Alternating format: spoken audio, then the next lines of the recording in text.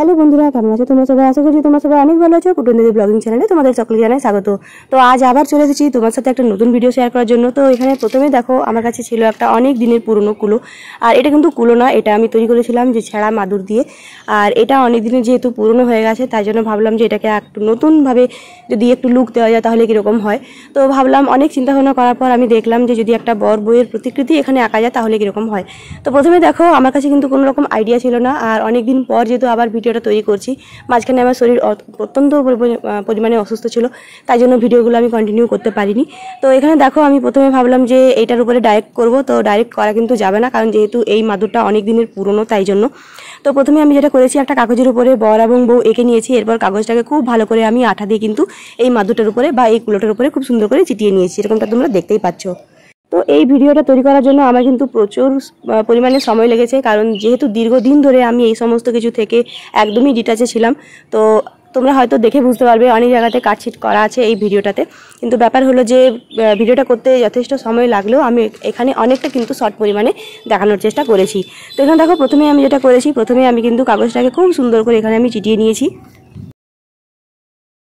এরপর দেখো আমি এখানে নিয়েছি সামান্য পরিমাণ ক্লে। আর এই ক্লেটা আমি বাড়িতে তৈরি করেছি, মানে এই ক্লেটা না আমি অ্যারারুট দিয়ে তৈরি করেছি। তো ক্লেটা খুব একটা যে পারফেক্ট হয়েছে সেটা কিন্তু হয়নি। এখন মনে হচ্ছে বাজার থেকে ক্লে যদি কিনে আনতাম, তারপর সেই ক্লে দিয়ে যদি কাজ করতাম, তাহলে হয়তো জিনিসটা আরও বেশি পরিমাণে ভালো হতো, জিনিসটা দেখতেও হয়তো খুব অনেকটা সুন্দর হতো।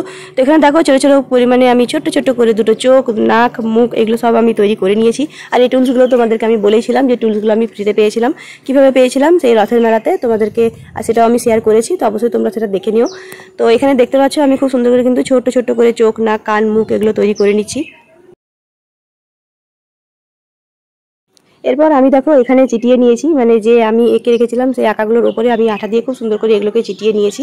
তো এখনই আমি যেটা করব, এইভাবে বরের মুখটাও করে নিয়েছি যেভাবে, সেভাবে কিন্তু আমি বইয়ের মুখটাকেও তৈরি করে নেবো।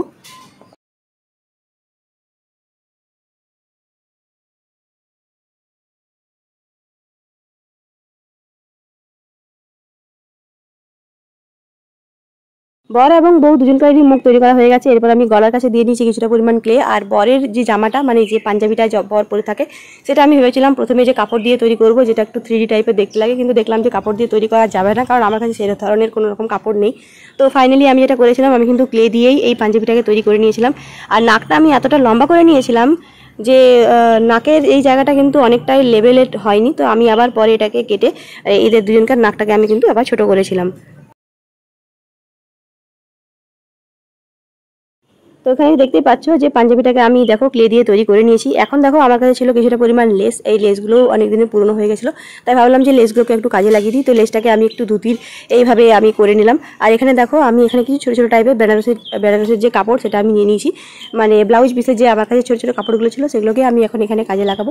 তো এখানে দেখো ছোটো ছোটো টাইপের আমি কাপড়গুলোকে কোনো আইডিয়া ছিল না যে আমি কিভাবে এইভাবে আমি কিন্তু শাড়ির উপরে জিনিসটাকে আমি করে নিলাম, কারণ যেহেতু অনেকদিন পর আমি জিনিসটা করছি, মানে অভ্যাস না থাকলে যেটা হয় আর কি, মানুষ যে কোনো জিনিসই ভুলে যায়, সেটাই হয়েছিল ঠিক অনেকটা আমার ক্ষেত্রে।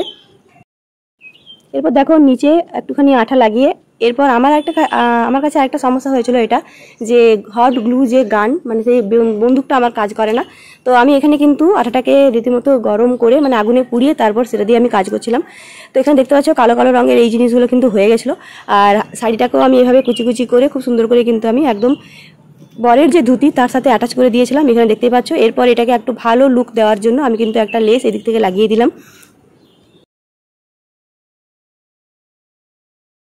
শাড়িটার নিচের লুকটাকে সুন্দর দেখানোর জন্য আমি এখানেও তোমার নিয়ে নিয়েছি এই যে এরকম টাইপের একটা লেস, আর এই লেসটাকেও আমি কিন্তু শাড়ির নিচে খুব সুন্দর করে এখানে দেখো অ্যাটাচ করে দিলাম।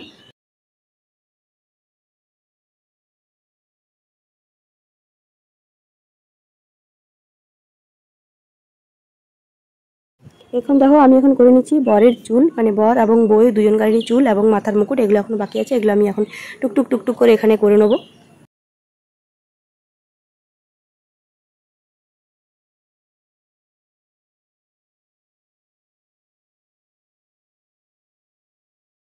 তো আমার এই জিনিসগুলো সবগুলো তৈরি করা হয়ে গেছে। এখন আমি যেটা করবো, খুব সুন্দর করে আমি এখানে স্কিন কালারের রং নিয়ে নিয়েছি, আর এই স্কিন রং নিয়ে আমি প্রথমে এই পুরোটাকে খুব সুন্দর করে আমি রং করে নেবো।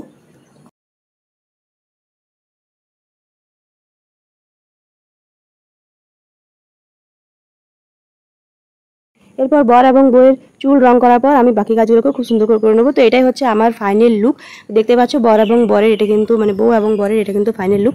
এখানে আমার কাছে ছিল একটা অনেক দিনের পুরনো একটা চেন, আর এই চেনটাই এখন আমি যেটা করব এখানে আমি খুব সুন্দর করে কিন্তু অ্যাটাচ করে দেবো।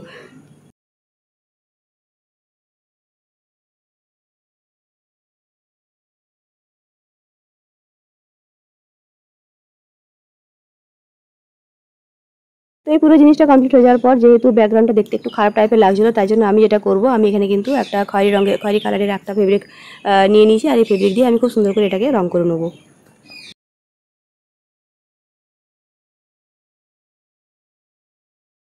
বউ মালা পরবে কেন, আমি বরকেও একটা কিন্তু মালা পরিয়েছি। এখন দেখতে পাচ্ছ এটা হচ্ছে কিন্তু এটার ফাইনাল লুক।